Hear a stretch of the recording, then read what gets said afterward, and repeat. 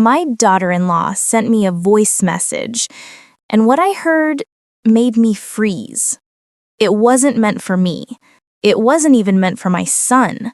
Hidden in her soft tone was a name that didn't belong to our family, a name that carried weight, a name that shattered trust the moment it slipped from her lips.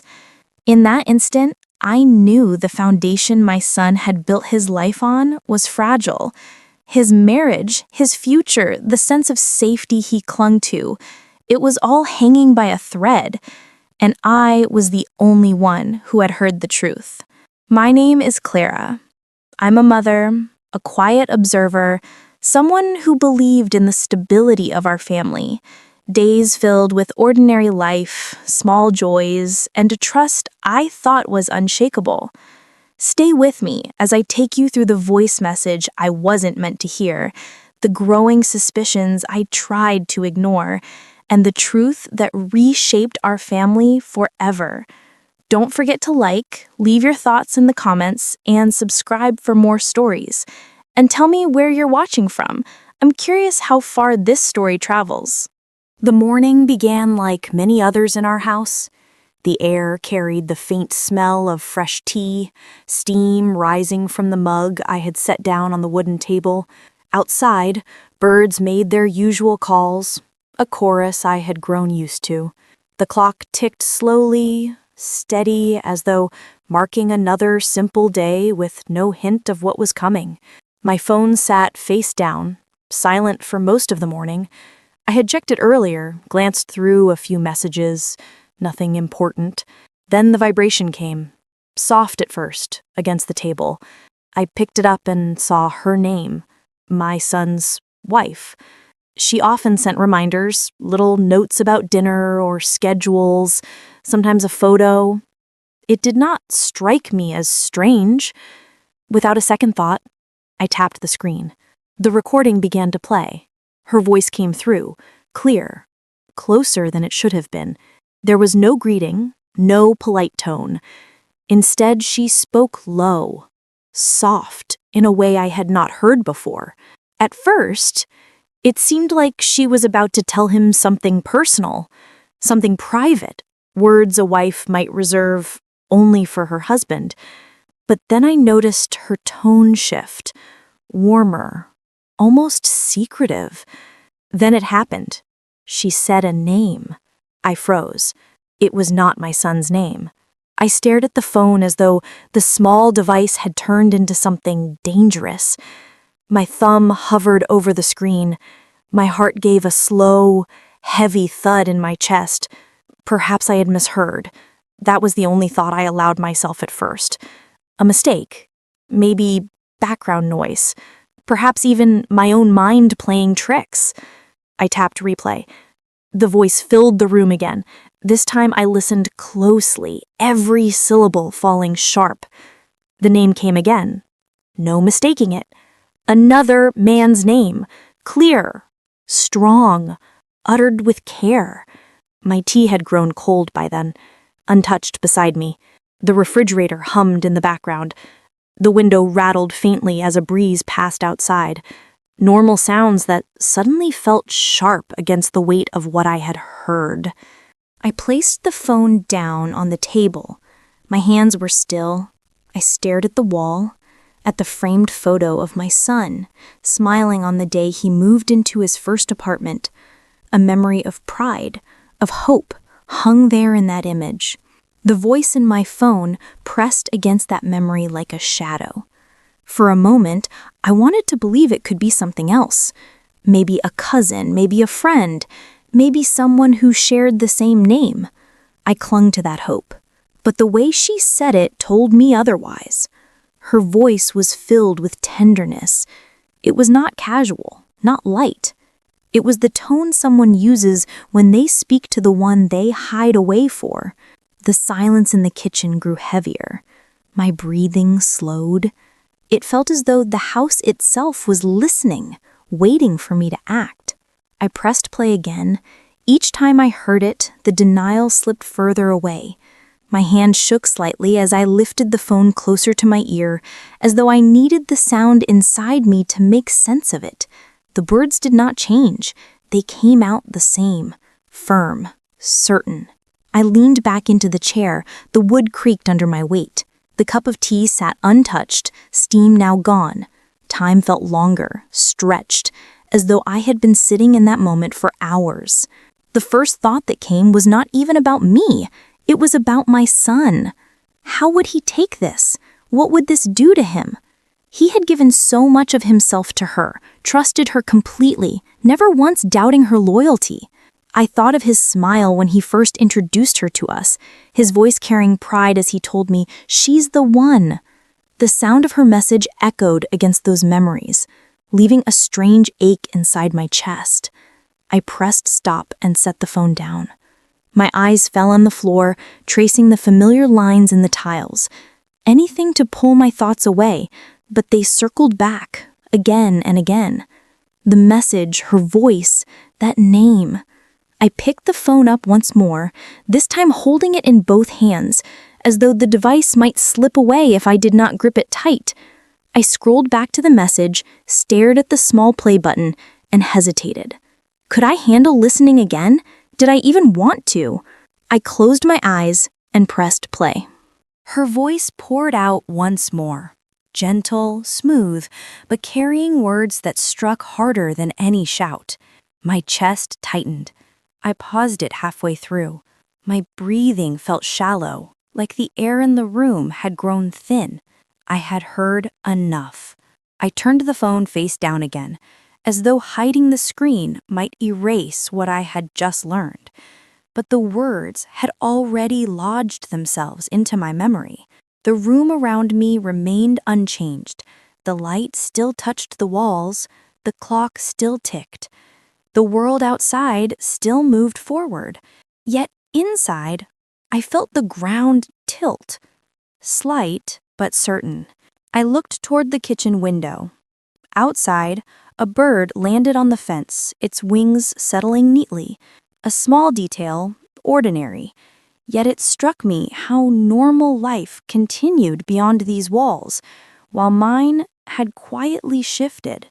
I stood and walked across the room, needing movement to break the weight pressing on me. My hand brushed across the counter, over the worn wood I had cleaned countless times. I reached for the sink, turned on the water, and let it run without reason. The sound filled the silence for a moment, but it did nothing to ease the heaviness inside me. I turned it off again. I walked back, sat down, and looked once more at the phone.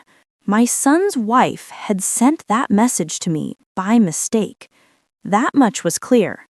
She had meant for him to hear it, but not my son. Another man. The thought ran through me like a quiet current. I replayed her voice in my mind, word by word. The way she said his name. It was not casual, not careless. It carried weight. It carried a secret. A part of me wanted to pick up the phone and call her right then, to ask what she had meant, to force the truth into the open. But I sat still. My hand stayed on the table, my eyes fixed on the phone as if it might speak again on its own. Instead, I whispered to myself, almost without meaning to, maybe I misheard. The words came out weak, uncertain. Deep down, I knew they were not true. I had not misheard. I had listened closely. I had replayed it. There was no mistake. Still, I said it again, louder this time. Maybe I misheard. The kitchen echoed back my voice, empty and hollow. The longer I sat there, the more I understood. This was no mistake. This was no slip of the tongue. What had slipped into my life was a secret that had not been meant for me. It can quiet, almost hidden, but no less sharp. Secrets rarely arrive with noise. They come in whispers. That morning, in my kitchen, I had heard the first of many. Long before that voice message reached my phone, there was a different story, one that began with my son's first days at university. He had left home full of excitement, carrying his books, his determination, and a light in his eyes that spoke of possibility. He called often in those early months, eager to share his new world. Then, one evening, his tone changed. He spoke slower, with a smile I could hear even through the line. "I met someone," he said. I asked her name. He spoke it carefully, like it already mattered more than he could admit. Soon I began to hear about her often. How she sat next to him in lectures, how they studied late in the library, how she had a way of laughing that made even the dullest day brighter. His voice carried warmth, a steady rhythm each time he described her. The first time he brought her home, I noticed how quickly she filled a space. She stepped through the doorway with ease, holding herself tall, her smile wide enough to light the room. She carried flowers, simple but fresh, and handed them to me as though she had known me longer than a first meeting. Her words came smoothly, her questions thoughtful. My son looked at her like she had changed the very air he breathed. He was proud, almost protective, watching my reaction as if he needed my approval. I smiled at her, and in that moment, I gave it freely. Dinner that night stretched long into the evening. She told stories about her classes, her family, her childhood. Her voice carried energy, and she held the table's attention with ease. Even my husband, a man often reserved with new people, leaned in to listen. My son barely took his eyes off her. As weeks turned into months, she became a regular presence. She learned the small habits of our family, how we liked our tea, how we folded laundry, even which chair squeaked at the table. She blended in so quickly that sometimes I forgot she was not always there. There was a charm about her that was difficult to ignore. She had a way of making people feel seen. When she asked questions, she leaned forward, her eyes steady, giving the sense that the answer mattered more than anything else at that moment. Neighbors who met her only once would later ask about her by name, remembering how kind she had been. My son, of course, grew more certain with each passing season. He spoke of her future with his, of plans beyond studies, of a life they might build together. His certainty gave me comfort. A mother hopes for her child to find someone who brings peace, who adds light. At the time, she appeared to be that light. I recall a Sunday afternoon when she joined us in the garden. My son was trimming the hedge, sweat on his brow, while she sat on the step with me, passing the time in quiet conversation. She asked about my own early days of marriage, how I managed the small struggles of life, how I balanced work and home. Her questions felt genuine, her laughter soft when I shared small memories. I thought, perhaps, she wanted to learn, to grow into the kind of partner who could stand steady beside my son. There were moments when I caught my husband watching her too, not with suspicion, but with the guarded curiosity of a father. Over time, even he softened. He would ask her to help him with small things, passing tools from the shed, holding the ladder steady. She did these things without complaint, sometimes even with a playful joke that earned a smile from him. That alone said much, for he was not a man who smiled easily. As seasons passed, her place in our lives grew firmer. Birthdays, holidays, quiet evenings, she was there. She brought gifts not only for my son, but for us as well.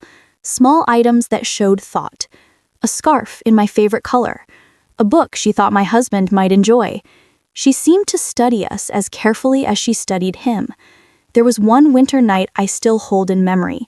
Snow fell outside, soft against the window. My son sat beside her on the couch, their shoulders touching, their hands resting together without effort. They looked natural, as though they had always belonged side by side.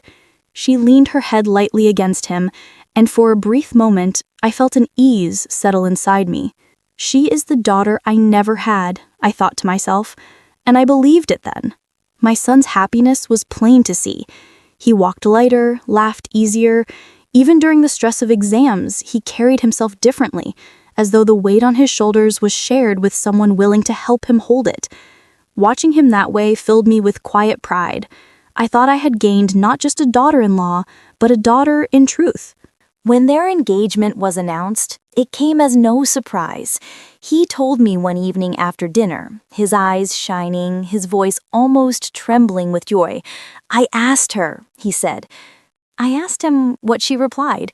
His smile said it all. The wedding planning swept us into a busy season. She joined me in choosing flowers, tasting cakes, sorting through details that could easily overwhelm. She carried herself with energy, determination, and a vision of how she wanted their day to look. I watched her take charge, and though at times her will was strong, I admired her clarity.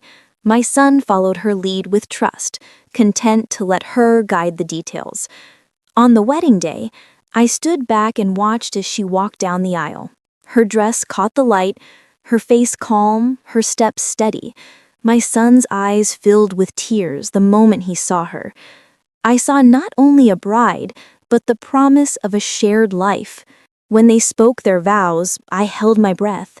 Each word felt heavy with meaning. My son spoke from the heart, his voice steady. She answered with equal weight, her tone smooth, almost practiced, but convincing nonetheless. They sealed their promise before family and friends, and applause filled the air. That evening, during the celebration, I looked around the room at the gathered faces, the laughter, the dancing, the joy that filled every corner. My son held her hand as though it was the only anchor he needed. In that moment, I thought the future looked secure. For years, I believed in that future. I believed in her. She joined family dinners, laughed with us during games, helped prepare meals. She sat beside me in quiet talks, listened when I shared memories of my childhood, nodded with understanding. My heart accepted her. She was the daughter I never had, I told friends, speaking the words with pride, and I meant them. But life has a way of showing us truths we do not wish to see. The voice message that arrived years later would prove that my first impression was not the whole story. What had begun as light and promise would not remain so. The days after I heard the message passed slowly, each one heavier than the last.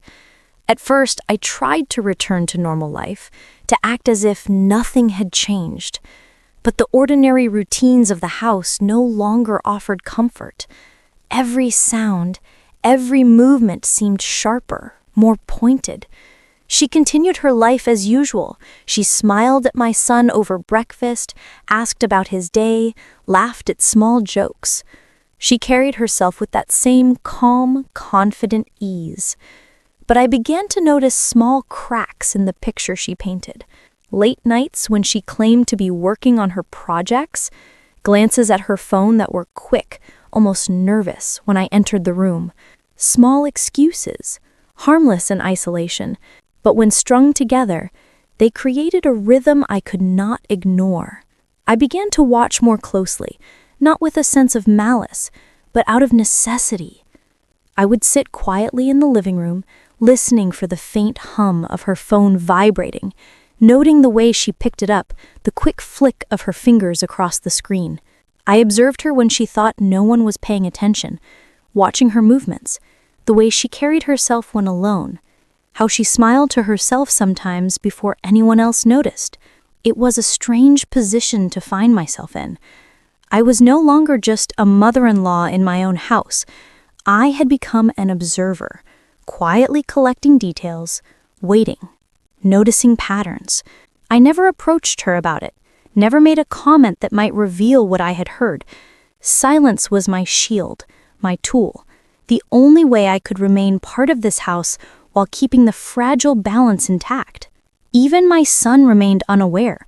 He carried on with his life, busy with work and small personal projects, still trusting, still unaware that the foundation he relied on was quietly shifting beneath him. Watching him, seeing the ease with which he interacted with her, filled me with a strange mixture of hope and pain. I wanted him to be happy, to believe in the life he had built, yet I carried knowledge he did not.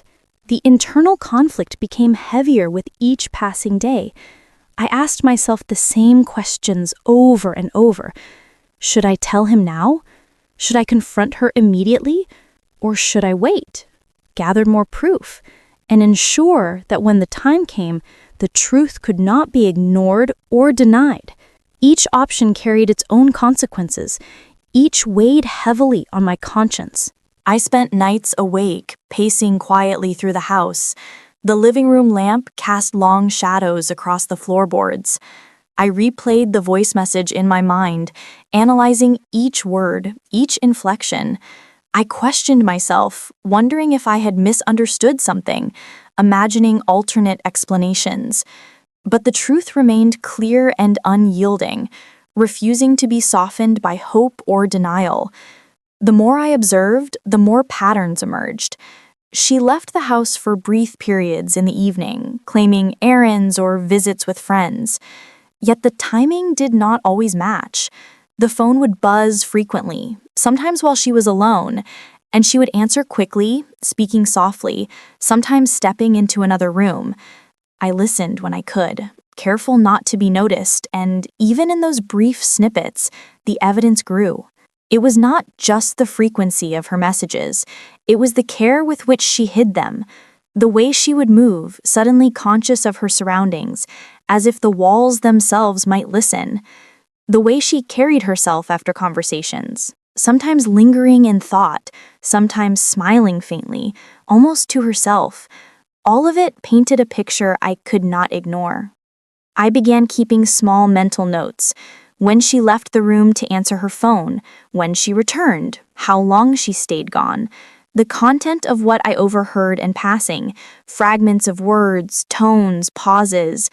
Every tiny detail became a thread, slowly forming a tapestry I could study, examine, and understand. Yet, amidst all of this, my heart was heavy. Living in silence was exhausting. To know something so critical and share it with no one, to carry a weight I could not release, created a constant tension. Each smile she offered my son felt like a mask worn over something I knew. Each ordinary conversation at the dinner table carried a hidden layer I could not ignore. I found myself speaking less, nodding more, listening intently, learning the rhythms of the household in new ways.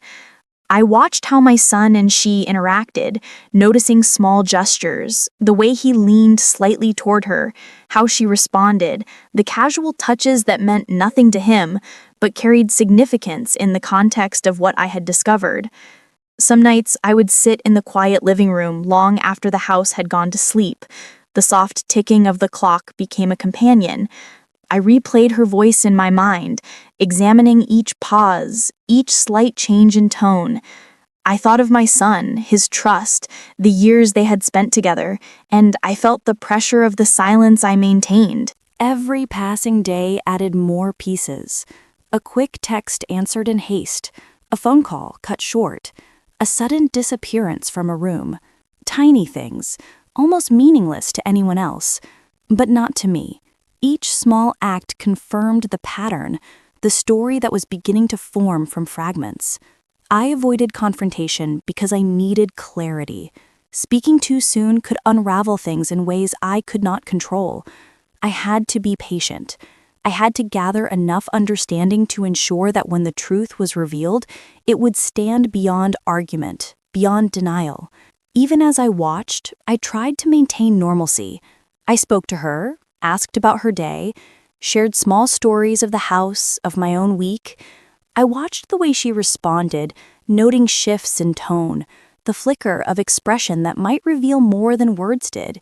She carried herself well, always smooth, always in control. That very control made it clear she had rehearsed every reaction. I noticed subtle interactions with others too, how she spoke to friends when they visited, how she laughed, sometimes with just the right hint of intimacy that seemed out of place, how she carried herself when no one was watching. It all confirmed what I had already suspected. At the same time, I felt a quiet resolve building inside me. This silence, while heavy, allowed me to see more, understand more, and prepare for the moment when action would be necessary. I began to recognize the strength in observation, the power in knowing while others remain unaware. It was a lonely vigilance, but one that sharpened my focus. There were moments when I doubted myself, when the weight of inaction pressed so heavily that I questioned my ability to bear it. But then I would see him, my son, moving through life with trust unbroken, believing in the life they shared. The knowledge I carried made those moments sharper, more acute, but it also reminded me why patience was necessary. In the evenings, I would sometimes sit at the window, watching the street outside. People walked by, unaware of the quiet tension inside our home. Cars passed, neighbors spoke across fences. The world continued, oblivious, and I sat, holding the truth close, gathering more fragments each day. The pieces were small, scattered, almost insignificant individually, but together they formed a clear picture of what had been hidden. The silence was hard. It pressed on me, heavy as stone, but it also revealed something important. The truth cannot be hurried. It cannot be forced. It must be understood, piece by piece, before it can stand on its own. I watched her for months, noting patterns, small lies, subtle gestures, and moments where she faltered just slightly when she thought no one was looking. Each observation added weight to the story that had begun in that voice message. It became impossible to ignore the rhythm of deceit she carried so carefully.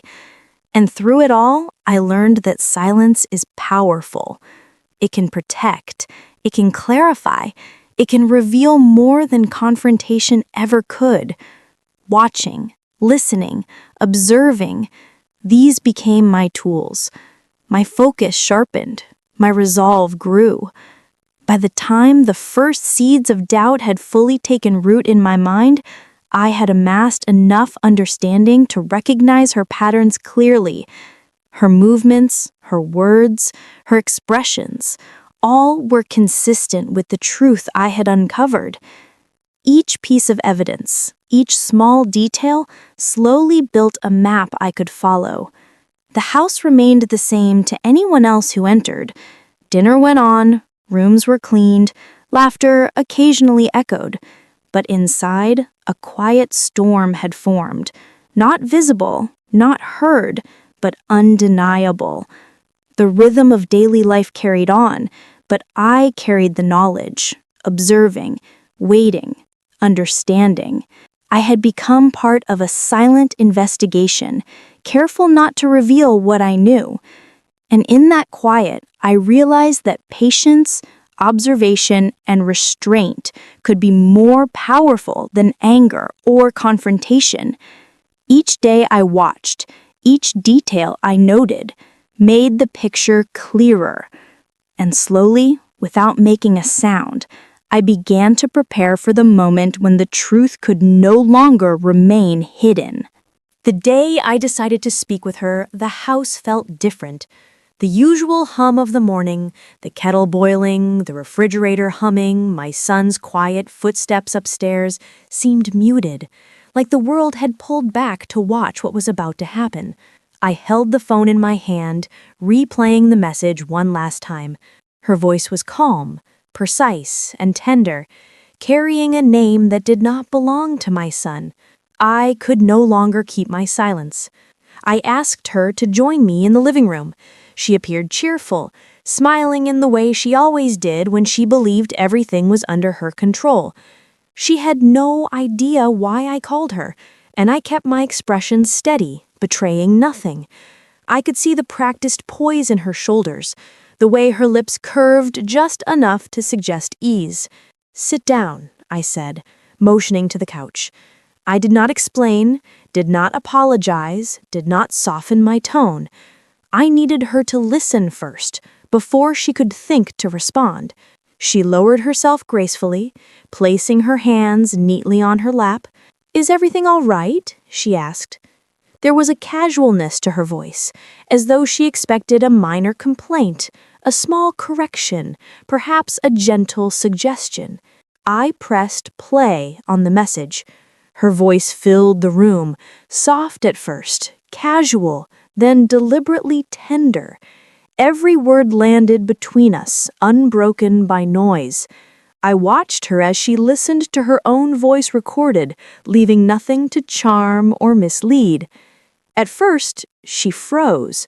Her eyes widened slightly, a faint flicker of recognition passing across her face. But just as quickly, she composed herself. The confidence returned. She leaned back slightly, crossed her legs, and tilted her head. "I don't understand," she said, attempting calmness. "I don't know what you mean." I did not move. I pressed play again, letting the recording fill the silence. Each repetition stripped away her composure further, though she did not yet admit anything. I spoke quietly, deliberately, letting my words match the rhythm of the recording. I heard the name, your voice. It is clear. This was not meant to be a mistake. For a moment, she froze completely. Her fingers flexed slightly on her lap, the way someone does when caught between anger and fear. She looked at me, searching, calculating, trying to assess my intent, my weakness, or my willingness to push further. Then the denial came, smooth, precise, perfectly rehearsed. "You are imagining things. You misheard. That is impossible," she said. Her eyes scanned the room as though some unseen force might validate her lie. I leaned forward slightly, my hands still folded on my knees, and repeated her own words, slow and measured. "No, I played it 3 times. I heard the name clearly. Your tone, the way you said it, your voice. It is not a mistake." Her expression shifted, subtly at first, then more sharply. There was a twitch in her jaw, a tightening of her shoulders. Her smile flickered. "Why are you making this into something it's not? He won't believe you. He's mine. You have no place in this," she said, her voice rising just slightly, trying to push back against the weight of what had been revealed. That was when I understood, not the words, not her denial, but the core of her intent. She was not worried about the consequences of her actions. She was worried about losing control. That realization cut through the tension in the room. She had always been meticulous, careful, precise. Every gesture, every smile, every word she chose to say around us was calculated. But when faced with the truth, that control was fragile. I kept my gaze on her. I did not flinch when she raised her voice, did not answer her attacks with anger. Each word she used to mock or intimidate only confirmed what I already knew. The arrogance she carried had always been part of her strategy. She wanted to appear untouchable, unshakable, untied from reality. I spoke again, slowly, letting each word land carefully between us. The message was not for my son. The name you used was not his. Your attempts to twist the story do not change what I heard. She blinked, her eyes shifting briefly toward the window as if seeking escape, then back at me, sharp, defiant, trying once again to regain control. I could see the careful calculation behind her glare, the effort to mask uncertainty with anger. It was ineffective. I had already seen too much. She tried to argue further, listing possibilities, rearranging events, questioning timing, inventing innocent scenarios. But I stayed still, letting her words fall flat, each one bouncing off the clarity I held. Her attempts to confuse me failed because they could not erase what I had already collected: patterns, observations, moments of carelessness, and the recording itself. I repeated her words aloud again, deliberately, letting the rhythm of repetition emphasize the weight of truth. "He won't believe me. He's mine. You have no place." I paused. I let the air fill the silence, watching her shift in response, seeing the subtle signs of doubt that flickered for just a second before she masked them again. The room grew quiet, heavy with tension. I could hear my own breathing, steady, measured. She opened her mouth to speak but hesitated, sensing that words alone would no longer carry weight. She had always relied on smooth deflection, charm, and careful gestures to guide others' perceptions. Now she had none of those tools. I leaned back slightly, letting my posture communicate calm control. There was no need to shout, no need for force. My observation, my patience, my careful collection of details had created a position of authority that she could not confront. The truth existed independently of argument, independent of denial. Her arrogance wavered. It was a subtle thing at first, a brief flicker in her eyes, a pause in her speech, a hesitation in her hands. But it was there. It revealed what she had never admitted aloud: the fear of losing control. I had seen this in countless small moments before, the slight cracks in confidence when no one else watched. Now, it appeared in plain sight. I allowed silence to stretch between us. She tried to fill it with words, sharp or mocking, but the power of the evidence made her voice hollow.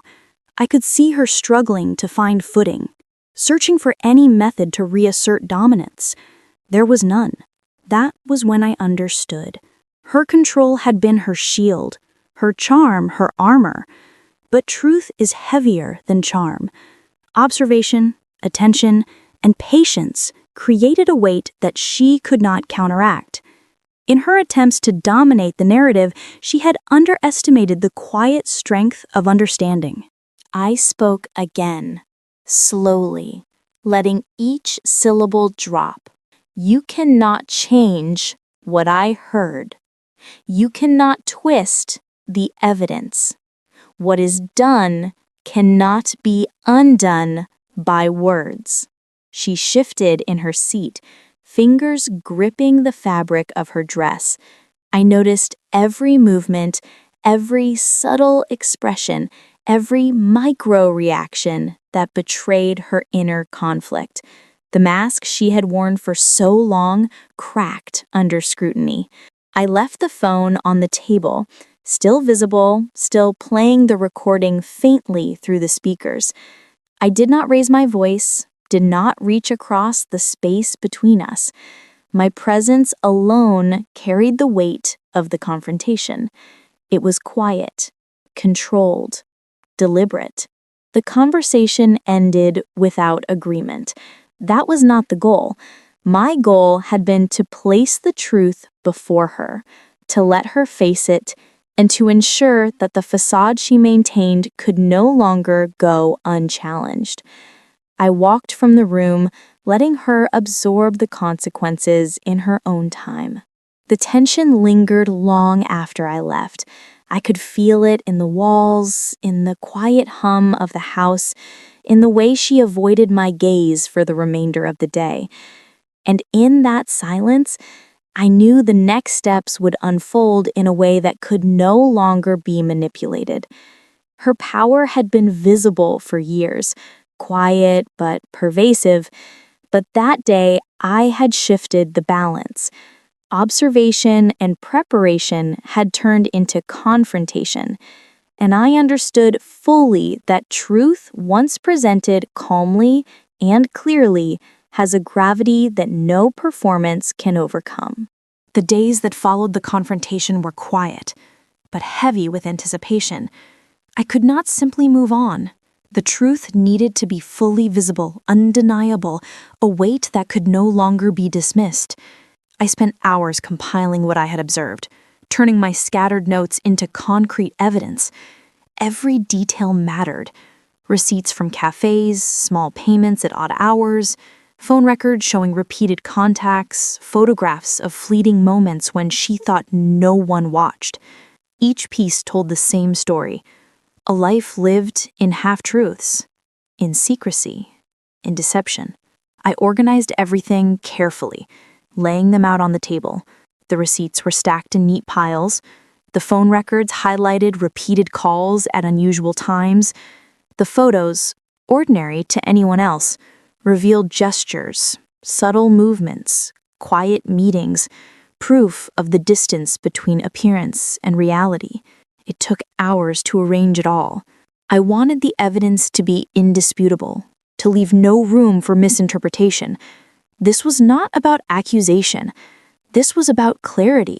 My son deserved the truth, in its entirety, before any other action could be considered. Finally, I called him to the living room. He arrived, unsuspecting, still carrying the same trust and faith he had in their life together. His smile faded as he saw the table laid with documents, photographs, and records. There was no preamble. I did not soften the edges of what he was about to see. I simply said, "You need to know everything." His brow furrowed as he picked up the first receipt, examining it with curiosity at first, then with unease. The familiar names of cafes and restaurants appeared, places she had claimed to visit alone or with friends, but the patterns told another story, a repeated presence that did not match her explanations. I laid out the phone records next. Calls at late hours, repeated numbers, timestamps that contradicted her stories. I watched as his fingers traced the lines, his face growing pale. I let him absorb each piece slowly. I did not speak. I gave him space to process, understanding that the weight of discovery could not be rushed. He looked up at me, eyes wide, searching for an explanation. I only nodded slightly, indicating that what he saw was the truth, that there were no omissions, no tricks. Then came the photographs, small moments captured during ordinary days, unnoticed by others, now telling a story that could not be denied. Gestures, glances, fleeting touches, all evidence of a life hidden behind the image she had carefully maintained. My son's hands trembled slightly as he held each photo, turning them over, comparing them with what he thought he knew. Disbelief was the first wave. He shook his head, whispering that this could not be, that there must be some mistake. His voice was quiet, fragile, holding on to hope even as his eyes betrayed him. I watched him, patient, letting him cycle through the initial denial. It was necessary, part of the process. Truth cannot be forced. It must be absorbed. Slowly, disbelief gave way to understanding. His shoulders slumped, and a heavy silence filled the room. I could hear the faint hum of the refrigerator, the distant tick of the clock, every ordinary sound amplified by the weight of what he was feeling. Pain settled into his expression, a deep physical ache that matched the gravity of the evidence before him. Why didn't I see this?" he whispered, voice cracking, as though the question had been asked many times before without answer. I did not speak. There was nothing to add. The truth was evident in the papers, the records, the images. I simply sat beside him, allowing him to witness the full scope of what had been hidden. Anger came next. It was quiet at first, a simmering heat beneath the surface. Then it grew, rising in intensity as he traced the evidence with a growing sense of betrayal. He questioned her motives, the choices she had made, the lies that had been told repeatedly over months and years. He clenched fists, paced briefly, then returned to the table, reviewing the records again with a determination to understand the full picture. The daughter-in-law arrived unexpectedly during this process. She had sensed tension, suspected confrontation, but she could not have known the depth of what had been prepared. She tried to intervene, her voice rising, words spilling over one another, trying to twist the narrative, to claim innocence, to redirect blame. But the evidence was complete, each piece corroborating the other. Her arguments stumbled against the weight of undeniable truth. her face flushed with anger, her tone sharp, attempting to intimidate, to convince her that the facts were misconstrued. But her attempts failed. Every lie, every denial collapsed under the clarity of what was presented. The records, the receipts, the photos, they were immutable. The narrative she had worked so carefully to shape unraveled in real time. Heavy pauses followed each revelation. Every piece of evidence, every photographic proof, every record left space for him to react, to feel, to process. I did not rush him. I did not fill the silence. It was part of the unfolding story, the necessary space in which truth could settle. I watched as he moved through stages: disbelief, pain, anger, sorrow. Each emotion left its mark on his face, in his posture, in the quiet rhythm of his breathing. His trust had been shaken, the foundation of his life unsettled, and he faced the reality of the situation with a combination of courage and heartbreak that left me hollowed but steady. She attempted one last time to manipulate the narrative, her voice rising, accusations flying, her gestures frantic. But the room no longer belonged to her. The truth was complete, and he could see it clearly. He no longer needed my guidance to understand what had happened. He saw it with his own eyes, felt it in the evidence that could not be refuted. Finally, silence settled in the room. Heavy, weighted, necessary. My son's expression was unreadable at first, a mix of pain and determination, processing the full impact of what had been revealed. He looked at me briefly, eyes filled with unspoken questions, gratitude and anguish. I simply nodded, offering support without interference. The daughter-in-law's fury had spent itself. She realized that control had been lost, that deception no longer carried weight. She stood in the room, facing my son, facing the undeniable reality she had attempted to hide. And for the first time, there was no mask, only anger, and the futile need to justify actions that could no longer be defended. My son took a deep breath, steadying himself. He examined the evidence one last time, closing the records, setting down the photographs. His gaze met mine briefly, and in that moment, there was a shared understanding. We had seen the truth, gathered it carefully, presented it fully, and allowed him to face it on his own terms. The aftermath was quiet, but profound. The room felt heavier, the air charged with the weight of acknowledgement. My son processed, moved, and began to rebuild the clarity that had been lost. She could no longer speak over the facts, no longer twist reality to her favor. It was a turning point. The evidence was undeniable. The truth had been revealed. And the house, which had carried subtle tension for months, now held a different energy, not of ease, not of comfort, but of recognition. The full scope of reality was laid bare, and it could not be ignored or dismissed. The days after the revelation were heavy and restless. Our house, once full of ordinary life, felt hollow. I could hear the absence before I saw it, the quiet hum where laughter had been, the empty chairs at the dining table, the faint echoes of voices that once filled the hallways. The separation was not sudden, it built slowly, a tension that neither my son nor his wife could ignore. Arguments erupted at first in sharp bursts. Words were thrown like weapons, cutting across years of shared moments, some real, some carefully crafted illusions. I stayed in the background, listening without intervening, giving my son the space to process, to release the anger and sorrow that had been quietly building. She responded with equal force, each accusation a desperate attempt to maintain some shred of control. The legal battles followed almost immediately. Lawyers were called, papers were signed, statements prepared. Every detail of their life together was dissected, examined, and disputed. I watched from the sidelines, collecting my own small notes, offering help only when asked. remaining the quiet anchor in the storm.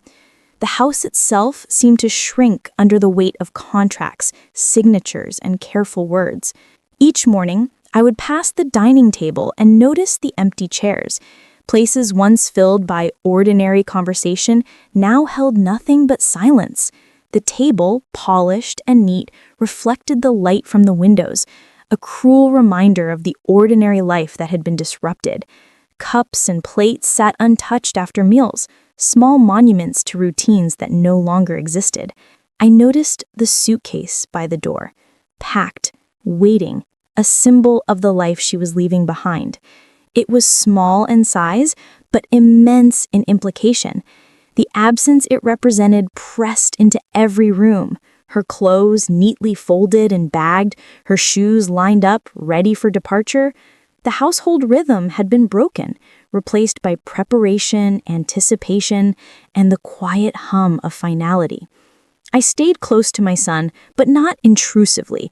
He needed space to think, to confront his own emotions, to unravel the tangle of trust and loss.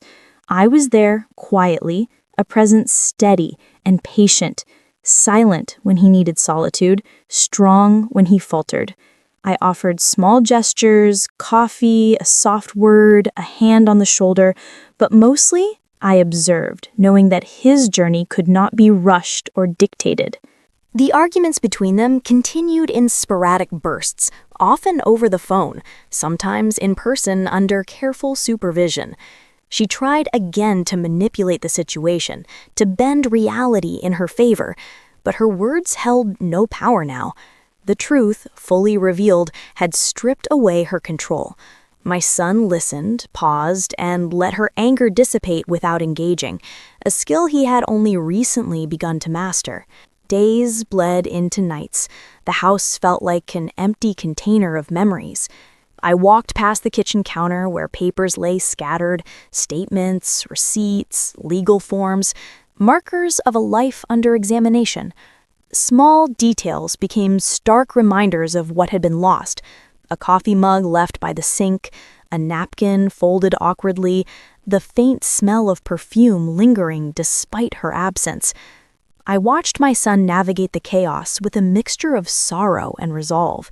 He looked smaller in some ways, the weight of reality pressing down on his shoulders. And yet, there was a growing determination in his movements, a steadiness forming beneath the raw edges of heartbreak.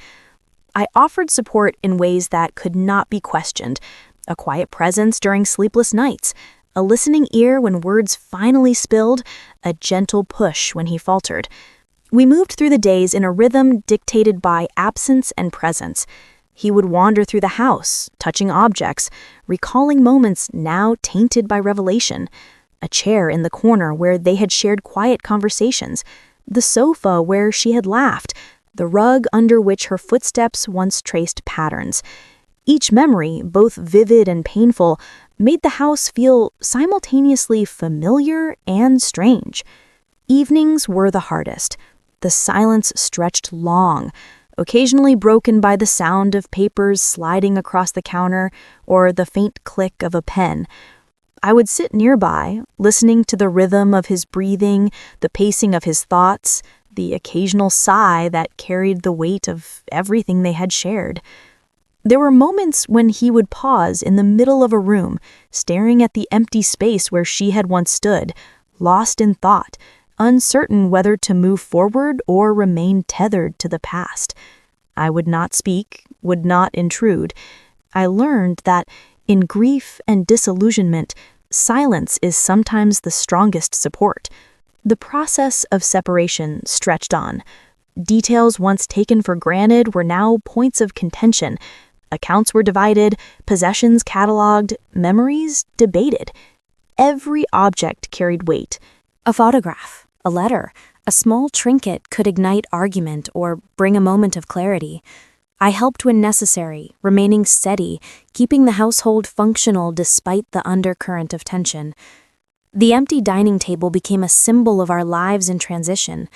Meals were taken quietly, often alone, cups and plates carefully placed in neat lines.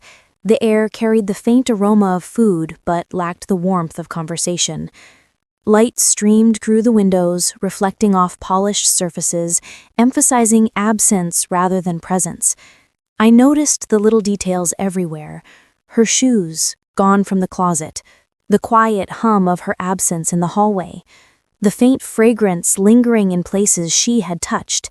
Each was a reminder that life had shifted, that the familiar had been altered in ways both tangible and invisible. My son struggled with the weight of it all, alternating between anger and sorrow, disbelief and understanding. I offered support without interference, allowing him to navigate the emotional terrain at his own pace. I stayed near, silently observing, waiting for moments when he would falter and need a hand to steady him. At night, I would often sit in the dimly lit living room, the papers from the legal process scattered across the counter, the suitcase by the door. The house seemed to hold its breath, waiting for life to return. But the air was heavy with absence, with echoes of arguments, and the unspoken tension of unresolved loss. I watched my son move through it all. He carried the weight of a broken trust, of shattered plans, of a life that had once seemed predictable and secure. And yet, amidst the devastation, there were moments of quiet resilience. He paused to remember, to breathe, to adjust.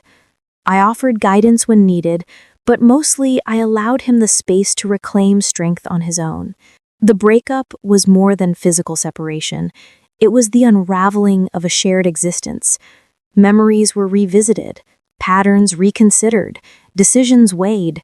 Every action, every word, every small gesture became magnified under the scrutiny of truth. And through it all, I remained a quiet witness, a steady presence in a home that no longer felt entirely like ours. The house itself seemed to mourn with us. Empty rooms, quiet hallways, the faint creak of floorboards, all served as reminders of the life that had been disrupted. Yet there was also an unspoken possibility in the stillness, a chance to rebuild, to regain control, to create a rhythm that was no longer dependent on deception. I noticed him finally beginning to take small steps forward. A mug left on the counter was washed. Papers were organized. The suitcase remained by the door, but the air felt lighter around it. The house, while still marked by absence, began to reclaim its shape as a home once were, albeit different than before. Through the weeks, I continued to support him quietly, silent when he needed solitude, present when he needed grounding, strong when he faltered, and patient as he navigated the long aftermath of betrayal and separation. The emotional weight did not disappear, but it became manageable, carried with the steady presence of those who had endured and witnessed. The empty spaces, the silent rooms, the suitcase by the door, and the papers on the counter all became symbols of a life examined, understood, and slowly restructured. The house no longer carried the illusion of completeness, but it held the foundation for clarity, for growth, and for eventual healing. Even in the quiet, I felt the small stirrings of hope. Life had been disrupted, yes, but it could also be reclaimed. The house, once a silent witness to deception, now became a place where resilience could quietly take root. And I, as a mother, as a witness, and as a steady presence, could offer strength without intrusion, patience without judgment, and support without compromise. In that quiet, I understood fully the power of presence over words, of observation over interference, and of patience over impulsive action. The fallout was painful, yes, but it also revealed the strength inherent in those who survive, who endure, and who rebuild after the storm has passed. The house carried a new kind of quiet, a fragile stillness that felt almost alive. Each room seemed to hold its own weight, the spaces once filled with noise and routine now echoing softly with absence. The tension that had pressed against the walls for months had lifted. leaving a hollow calm in its place.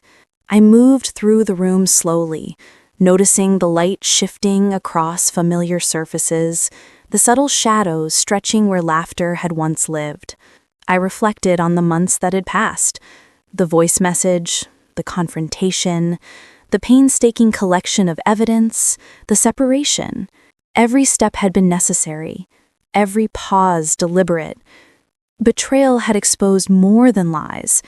It had revealed the shape of truth hidden beneath appearances. And while the pain was undeniable, it had also been clarifying.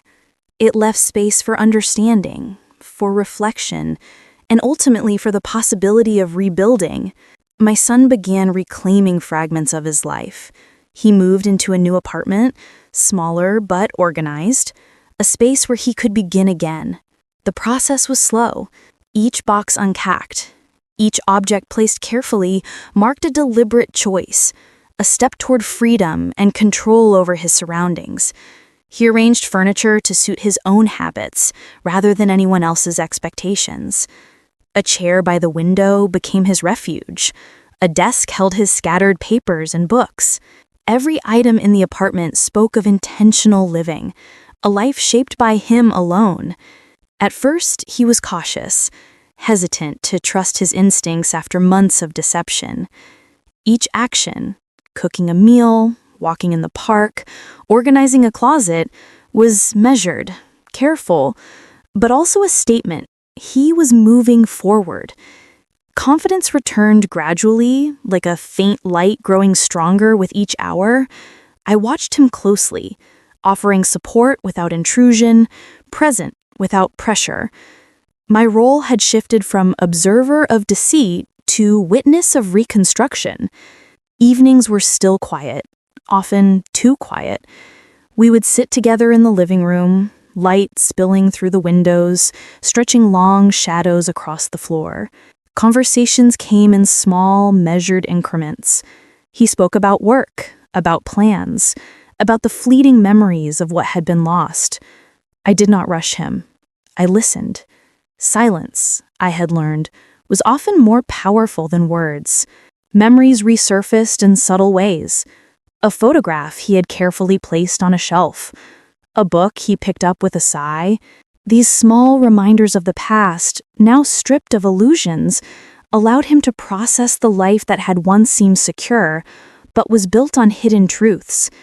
Each recollection was a thread to weave the past into lessons for the future, not a trap to ensnare him again.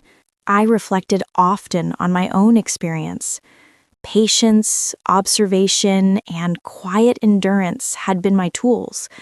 I had gathered truth carefully, without interference, without letting anger dictate my actions. Those months of quiet observation had prepared me for each confrontation, each moment when clarity needed to be presented without distortion. And now, in watching my son rebuild, I saw that same clarity guiding him.